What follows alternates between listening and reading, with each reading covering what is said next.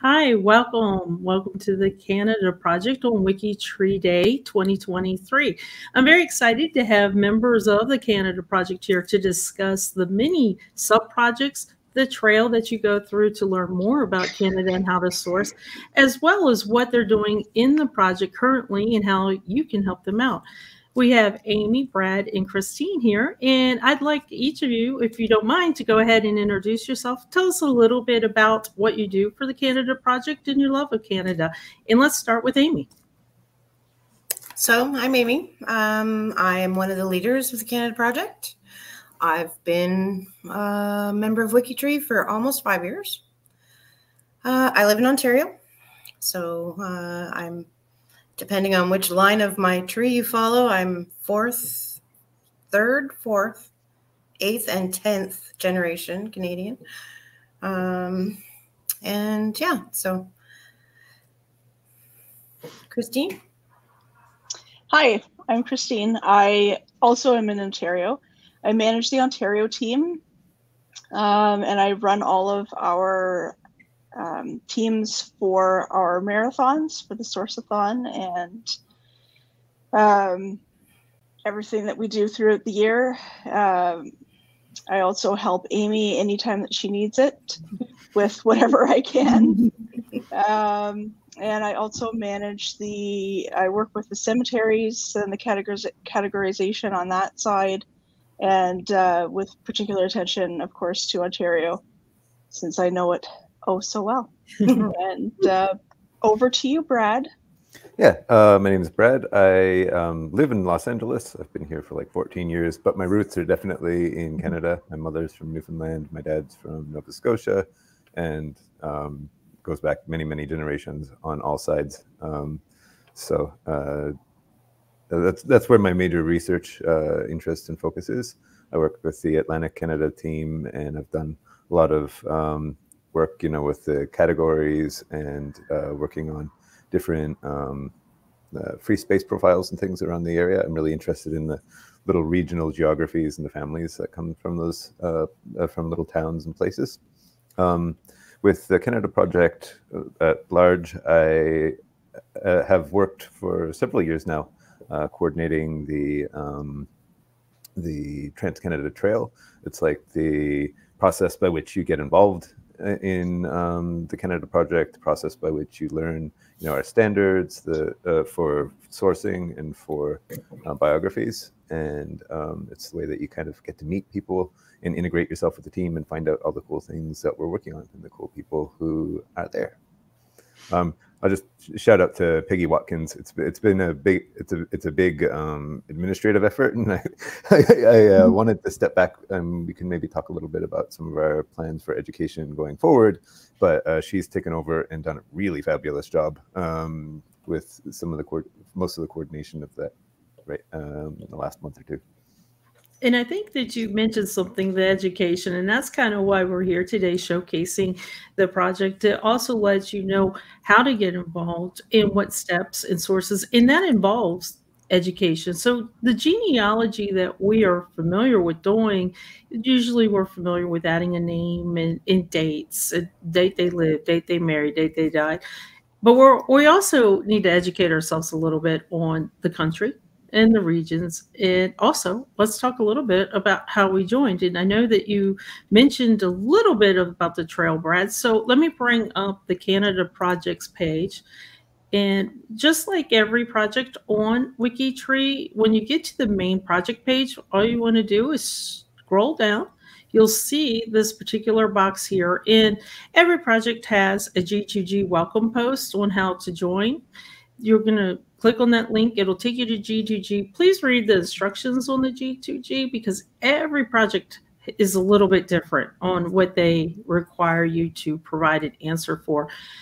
Make sure that you read the entire project pages, whether it's Canada or any project pages, to get a little bit of idea about what the project is about and how they organize, because every project will organize a little bit different than the others, and then you'll find some similarities as well. We'll talk about that throughout this particular presentation, because I know coming from the US, I recognize a lot of the Canada territories, for example, and similarities that we have when we'll talk in a few moments about First Peoples as well. So this is our friendly neighbor to our north, and I hope everybody comes to learn a little bit more about Canada as we go through. Okay, so Brad, let's talk a little bit about how to join. So if I join this project from the G2G, then there's something called a trail. Can you tell me a little bit about what this trail is about? Yeah, the trail. Oh, sorry. I was going to say, once I do the G2G, what happens next? So the first thing is you will get a message saying that we've contacted you directly. There will be an email that comes to your the email that you use for signing up to WikiTree. That'll tell you just to reply to that email. And when you reply, that means that we've got your email address and we can start sending you resources and contacting you directly. So me, or right now Peggy, will send you like a raft of resources that you can start to look through, and that'll help you understand what we think sources are, where you can get free resources, what areas of interest there are, and it'll also help you have a look at our suggested orphan profiles. So the orphan profiles are, like the name suggests, they don't have an owner or a profile manager, and we've identified them as good places to start research, good places to get practice, and you'll also be showing love to some profiles in Canada that need some attention, whether it's sources, biographies, that kind of thing. So when I answer the G2G, I'll get the welcome package, and then it will direct me to the trail. Correct me if I'm wrong, but I believe that you have 3 levels of the trail. We'll go into them, but you need to complete level 1 and 2 to become a badged member of Canada. That's correct. And then once the welcome email comes, I'll be directed towards that orphan profile for the trail to sign up for it. Well, for level 1, let's talk a little bit about that. So for level 1, will I work on my own? No. So you will get a guide assigned to you, and we have, if possible, we'll try to assign somebody who has a lot of experience and who has knowledge in the area that you want to work. So if you were to pick, say, a Newfoundland profile, I might be assigned as your guide, and then your guide's going to contact you and introduce themselves and direct you to this. They will adopt the profile so that you can start to work on it. And that way they can keep track of what you're doing, reach out to you if it seems like you're having trouble, check in with you regularly to see if if you're ready to move on. And then they'll also kind of walk you through the basics. So if in level 1, it's pretty easy. The level 1 profile is relatively recent. It's after Canadian Confederation, after Canada became like a country. So all of the names are the familiar modern names of places, and they'll help you look through maybe family search or other kinds of regional resources, censuses. And if you don't have a lot of experience, and a lot of people don't, with how to format citations or what information goes into a list, or what kinds of things you need to do to support your profile, they'll help you with that. So this is really great, because if you're also somewhat new to WikiTree, this sounds like it's a really good help too, to help learn the wiki code and how WikiTree wants profiles formatted. So not only am I going to learn more about Canada, I'm going to learn more about how to do a profile with WikiTree. Yeah, and now, it's exciting. Like I think some people, it can be a bit of a hump, or it can come more naturally. But just going through that once or twice or 3 times, it becomes second nature to most people. And I would guess that if I already am familiar with Canada, this would be a super quick process probably for me and know a little bit maybe more about WikiTree standards, but this would be a super quick process. But for most people, I would say that it's since you have a trail guide to ask questions if you get stuck, what is the average that it takes to finish level 1? Oh, there is so much variation around that. It can be weeks, or it can be some people just be like a day. So it's just what profiles. A person dedicates their time to. They could get it done. And I really like this. If you notice that you also introduce the biography editing tips, because we talk about how profiles are more than just dates. They're more than just the day they lived and died and married. So I love that. But I also love that you're talking about categories. Yeah. That is a really big key. It's one of the pluses of WikiTree. And when you start working on a country or as large as Canada, these categories really kind of help bring this profile into line of who they are and what they did and who they worked. Now, if I finish level 1, then I go to level 2. And that's after my guide checks off level 1, my work on 1. Am I automatically enrolled in level 2, or do I need to enroll? You're asked to enroll. So level 1 is, the introduction. Level 2 is where we start to focus a little bit more on probably what looks more like project work. We're going back in time. So you have to start getting familiar with like historical names, naming conventions. And it really, we focus a little bit more on advanced sourcing. So inline citations, that sort of thing. And that's where we really get more serious about categories as well. So yeah. And stickers. Yeah, I love stickers. Now, and also through this time, it depends on people's interest, but we also invite people to the Discord through this process too. And it kind of, that's where the social, I think the social part of it comes in. This is where people start to have fun chatting with each other. Now, can I join Discord at level 1? Or is it level 2? I will always ask somebody at level 2 if they want to join. Level 1, if they're really keen and excited, then I'll mention it to them then. And for those of you that don't know, WikiTree does use Discord for their projects and topical projects as well as country projects. And I find it to be a great help because if somebody's there active on Discord, it's almost an instant answer. If somebody is not in a project at Discord, I can just drop the question. And sure enough, somebody will come in and answer it. There is also G2G. I know that if you get stuck on certain research, after you pass the trail, after you pass that, then you can also do G2G. But I find Discord to be a little quicker for answers. And now, after I do level 1 and 2, am I graduated? You can be. So level 2, when you graduate, you'll get you'll get a badge. You're invited to the project, and you are asked to choose your region of focus. So like in my case, it'd be Atlantic Canada. It might be Ontario for Amy or Christine.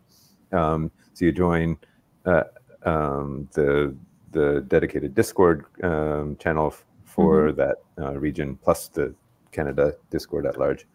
And then you're also asked if you want to go on to do the specialty research. And that's where, you can really dig in and get into some trickier topics, things that require like a little bit more attention and effort. And these are really interesting. If you look at level 3, these are really interesting sub-projects that we're going to talk about in a few moments. But if you have a particular love for one of these areas or the research knowledge for one of these areas that you see, the migration of First Peoples, the British Home, it's really great that you offer this as a trail. Yeah. Because some of these things are very, very specific. And you want to make sure that you get them right. And the first thing that pops out at me is the First Peoples that we're going to talk about a little bit later.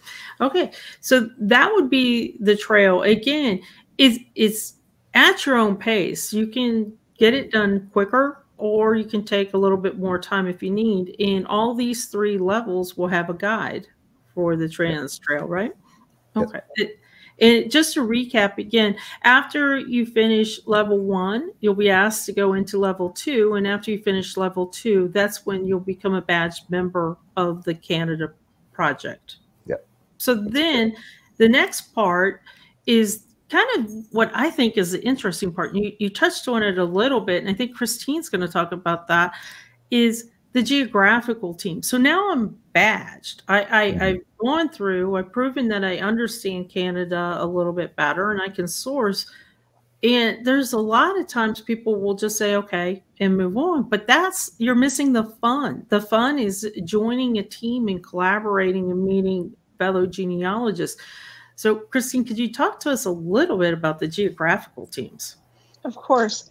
The geographical teams are split up, and each one has its own, I would say, separate area of expertise, separate sources, because all of our provinces didn't come together as Canada at the same time. So, for example, in the Atlantic Canada team, which is all of the Atlantic provinces, Nova Scotia, New Brunswick, they might not have census records when the rest of Canada would. So that team will have different areas that they can go and look for those sources. The Ontario team is pretty straightforward. Ontario was with Canada since Confederation, and we started vital record collecting in 1869. So for the most part, Ontario is very easy to maneuver. Quebec, of course, is very different as well, because some of the records can be completely English and some of the records can be completely French. And I know I've seen a lot of people on the G2G asking for translations of parish registers. And once you get the hang of it, it really is very simple. It comes down to your ability to read cursive. Really old, terrible. Oh, that is something that this project has familiar with a lot of projects then, is to read that really tough cursive writing. Yeah, and then the Western Canada team, all of our Western provinces, Alberta, British Columbia, Manitoba, and Saskatchewan. We have another set of members on the Canada team that deals specifically with them as well.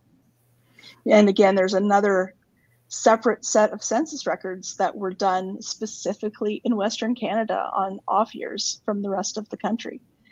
So everywhere you look, there's a different source that you need to be looking for. And that's what's probably really great about the trail, is you learn a little bit more about how these regions are different from each other. They're not all the same. And like you mentioned, I'm kind of really fascinated by the Western Canada area having that separate census. Now, I'm going to assume that if I have family line and then my husband has a different family line, you can join more than one of these geographical teams. For sure. Absolutely. And I think for example, for a lot of Americans, when you're doing your research in your family tree, you start getting back, and when you're looking at the census records in the States, you don't get what province your ancestors from. You get Canada English or Canada French. And Canada English doesn't always mean Ontario, and Canada French does not always mean Quebec. Oh, that's a great tip. That's a very good tip. You're right. That's exactly how we see it. And then we've got to figure out where to go from there. Absolutely. So just out of curiosity for you guys, what teams do you guys belong to? I'm on Ontario. I lead the Ontario team as well. And just Ontario. You both are just on Ontario? I help everywhere, but that's my team. And then Brad, I think you're on the Atlantic Canada team. Yep, that's right. And a different team as well, or just that one? Just that one. And you, during your introductions, you kind of all mentioned that when you're looking at these teams, you're researching the people, say the census and things like that, but you're also working on the cemeteries in these areas, as well as the categories in these areas that could be the towns, the locations, the occupations. So when we talk about the team, it goes much deeper than just the word team. It kind of is a collaboration throughout WikiTree, different projects, and that's the power of WikiTree is the Symmetris project does touch a global community, and you guys are popular with that, with getting the Canadian cemeteries. Okay, let's talk a little bit about your sub-project teams. Now, I love the sub-project teams that you guys have. They are very unique. I don't think you see these in a lot of places outside of Canada. And one of the ones that I really am intrigued about is the First Peoples Canada project. And Amy, if you will just tell us everything you can about this project, because it's unique, but it borders the US, but there isn't a border. That's right. That's right. And really, we do a lot of collaboration with the Native American Project in the US.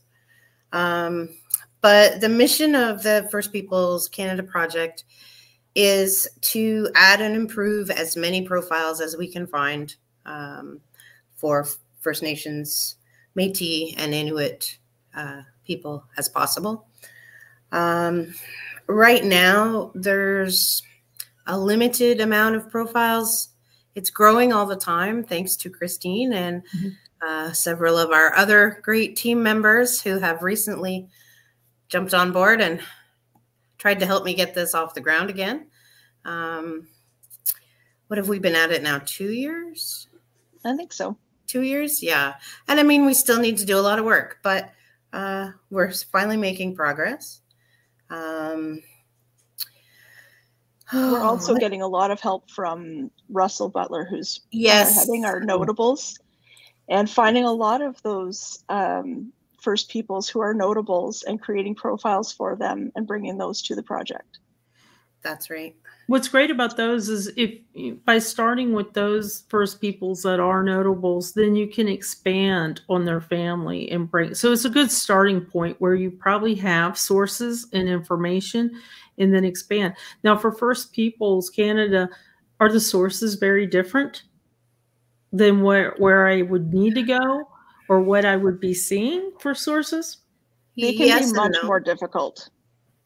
Yeah. We're lucky with the Métis in particular and the Western nations. HBC, which is the Hudson's Bay Company, kept impeccable records. Maybe not the nicest wording in some of them, but they're definitely available and you can access them. So that's helpful. The Canadian government, of course, kept census records and things like that. So there's some overlap as well, but mostly if you are wanting to get into the deep ancestry, you need to contact the individual nations and bands and council offices to get those sources. Now, the one thing that I thought was very interesting with this sub-project is that you mentioned that the geographical scope is what's known today as Canada and its territories, but as well as the Arctic and Greenland. And that was really interesting to me, that it does cover different areas than just what we know as Canada proper, but the time frame also pre-colonial times. That's right. Today. And then can you tell us a little bit, this was, Amy and I have talked about this before, and I find this fascinating. I know that some of you that have watched a previous program on the First Peoples found this. So for First Peoples Canada, and part of the reason why you work also with the Native Americans from the US project is because the border between Canada and US is there. We know it. You know, if you want to try and go across it, you're going to need a passport. But, you know, for back in the day, the First Peoples didn't have a border. They could have an entire group, a city that straddles it. Yep. And how does that research come into play with trying to find information? So basically, if we have a profile, and I was working with their coordinator the other day, actually, on some profiles that we need to get working on, Christine. So it appeared at first that they had been born in the States, and so she tried to research as much as possible on that side of the border for any records. And it turns out that they're actually from our side of the border, and so it's our turn to try and see if we can find some documents. And I wanted to bring that up because, again, I find it fascinating that they migrated and they lived in a different way than what we do for people who understand the borders. But you might need to also research in different places as you go along. So that's what I found fascinating. You were trying to get this project full steam ahead back in. So volunteers are welcome. We're always happy to welcome volunteers. Mm-hmm. And again, now I would need to go through the trail 1 and 2 before I started digging in. And I noticed that there is a how to join, but this is also under the Canada project. That's right. Okay. And go through the trail 1 and 2. As Brad said, you can get it done fairly quickly, or you could take your time to work on it. Let's talk about another one of your sub-projects. And this one is one that I found fascinating, but I know nothing really about. And it is the Canadian British Home Children. So what is that?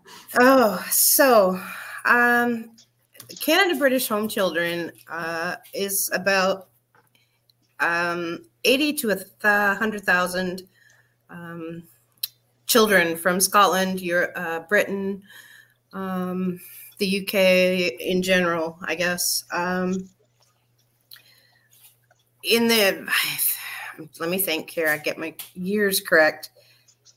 1869 until 1967, I think. It was almost 100 years of immigration of children who were originally believed to be orphans, and actually that was not always the case. Sorry, my dog is distracting me. He's been quiet and good all day until now. So my introduction to the British Home Children came from my great-grandmother, who was born in England to unknown parents. She did not know who they were. We had no idea who they were. She never talked about her life in England. And she always told us that she came here when she was 2 and was adopted by family. And we also found out that that's not the case.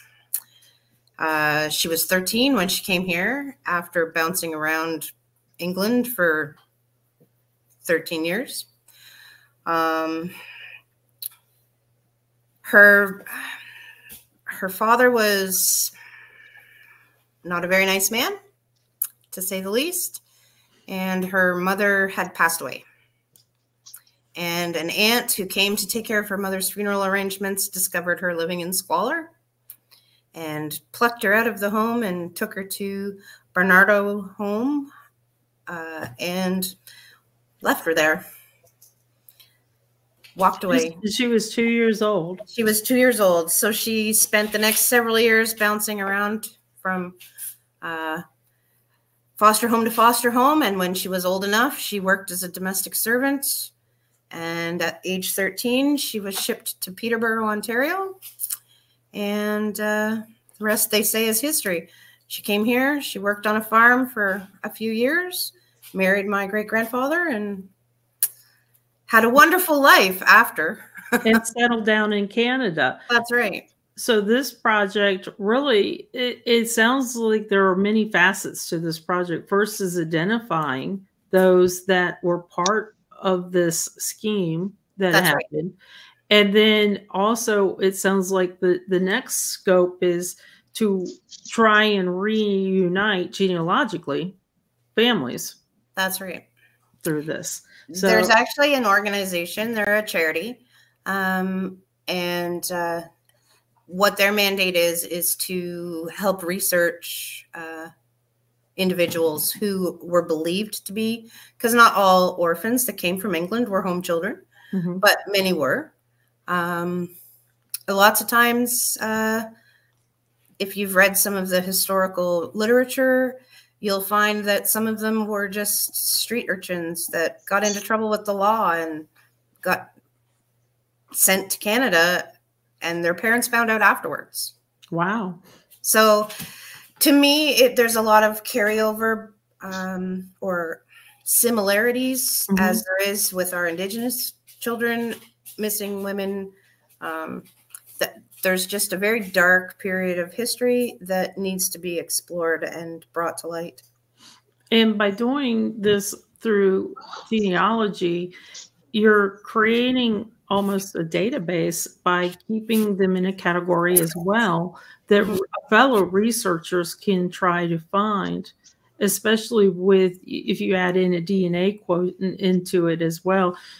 But they can find them on WikiTree and come about. And this started because this happened to your family. That's right. And I've actually just recently started communicating with the researchers for, what is the name of it? It is the British Home Child Registry. And so they have a massive database. They have 83,721 identified already. Wow. And of course, WikiTree is far from having that many profiles. But that I would really like to honor my great-grandmother and see WikiTree's representation of these children increase. I think that would be a great way to honor her and dedicate this to her, and also bring to light those children that might not have a voice usually. And as we talk about with profiles throughout WikiTree, this, I think having full biographies is one of the beauties that WikiTree brings. So you can add that entire history, that entire timeline of somebody's life. And I love how you ended it with your grandmother, and you said, and from there, she had a wonderful life once she got here and she married. And that's important to note too. Sometimes we just note the dates and say, this is when this person immigrated, but we forget to tell the other part of the side too, that she did marry, and that's why you're there. Exactly. So I think that would be a great goal. And I'm going to guess seeking help with this project too, if anybody wants to jump in and help. That's right. As well. So are there any other sub-projects that you're actively looking for more help in? I know you're restructuring some. We are. Our Notables project or team is actually very active right now. And I'm sure Russell would always be happy to have more help. and I want to mention too that when we talk about notables for any project, I have found personally going through WikiTree that each project has their different criteria that needs to be matched for a notable. So the same is true for Canada. There are certain criteria that is required for the project to take on a profile. So I guess the question would be, are all notable Canadians, and I don't even know how much that number would be, but are all notable Canadians managed solely by the Canada Project? So no, they're not. That's the short answer. We only manage like a small portion of all of our notable people. And to be considered, an individual should have played an important role in the formation of or in the evolution of Canada, perhaps played a significant role in politics or as an actor or musician. Basically, the Canada Project manages the top of the list. That makes sense. So they've had a real impact on Canada, because I can tell you, and Amy and I have talked about this before, that I will be kind and say the lacrosse teams, as well as the hockey teams, you could probably tag almost every player as a notable, but that isn't realistic for the project to do that. So you're doing the ones that really had an impact at the top. Yeah. And can anybody suggest a profile for Canada for you guys to manage it? Absolutely. We actually have a form, and we can drop that in a description below. Yeah, we'll put it in the description. And if you submit the form, the leadership of the project will review it, and if it meets our criteria, then it will be added to the project. And I think that's a good way for us to pass it along to you, for you guys to make that decision, instead of us sitting here saying, well, I'm not sure if they'll take it or not. Just go ahead and submit it to the form and let you guys know. And then what happens if an individual is not accepted for the project management? Or how would I honor somebody who, say, is a singer, maybe a one-hit wonder singer from Canada? How would I honor this person? So each of our province teams has their own notable collection and notable sticker. So they would fall under that. So would that be these teams, the regional teams? That's right. So they would fall under that. So if my one-hit wonder singer fell under the Ontario team, would I still? So this would be after I submitted them on the form. Yeah. And if they were not selected for Canada top level, then I could go to the particular location, the geographic team, and say, would you consider them for this particular area? So that's really a great way to still honor them and get them part of the Canada project as well. Yeah, and just because they don't meet that top level doesn't mean they're not notable or important. It's just that they're weak. I mean, we're a small project for a lot of people. So I was going to say, for each project, to manage notables at a high number is a little tough, because that means that you've got to manage the edits, the merges, and somebody and it gets to be a lot. It is a lot. Yeah. And you want to make sure that you keep the quality as well. And you guys have decided to pick the ones that are at the top impact for Canada. And if in doubt, send it on the form, and that form will be down in the description. Well, I think that we've done a pretty good tour of Canada. I really just want to focus in on two things before I let you guys go. And then I've got a question to ask you. So the two things I want to focus on is, first, you want to remember that to join the project, you want to go through the Trans Trail.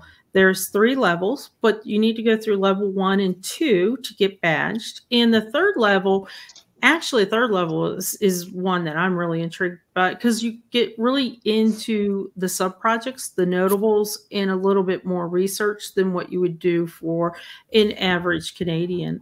Then after that, join a team. This is where you really have fun. Join a team, the geographical team. So you guys have already told me that if I join one of these teams, chances are I'm going to work on the regular Canadian profiles, but I might also work on a cemetery team and help add the cemeteries. And now you just told me too that each team has their own section for notables. Yes. So join a team, especially if you have an interest or family in one of these locations, and you have Discord that I can go and ask. Now, are these teams listed in Discord separately, or are you all? See, yes, they are. I love that answer. So then if I have a particular question about the Western Canada area, then obviously they're going to answer it, and the Ontario team won't have to sift through all those messages as well. And is your Discord pretty active? Yes. Very active. And that's what's great, because you get, not only you get those instant answers, but you feel part of the project. And you start to talk to each other, and you recognize names and locations as well. And you would be surprised who you're going to be related to. The question that I have for you guys, is there anything that we've missed that you would like to mention about your project? I think we've covered pretty much everything. I think so. I would say if there was anything, is definitely join the project and look at the geographical, but also look at those sub projects. You guys have already said that you're bringing back and needing more volunteers for the First People and the British Home Children. So I think if you like Canada, you like the project, you're from there, you research there, or you want to get to know the project and the country a little bit more, those sound like really intriguing sub-projects that you could join. If you like doing biographies, those two that we mentioned, the First People and the British Home Children, those would be fantastic for people who like to do BioBuilders as well. For sure. Okay, well, I'd like to thank you guys for joining us. This is WikiTree Day 2023. This is Canada project, not the Canadian project. And I really want to thank all three of you for being here and explaining what you do for the project, as well as how we can get involved. And we will see you around the tree. See you. Thanks. Mm-hmm.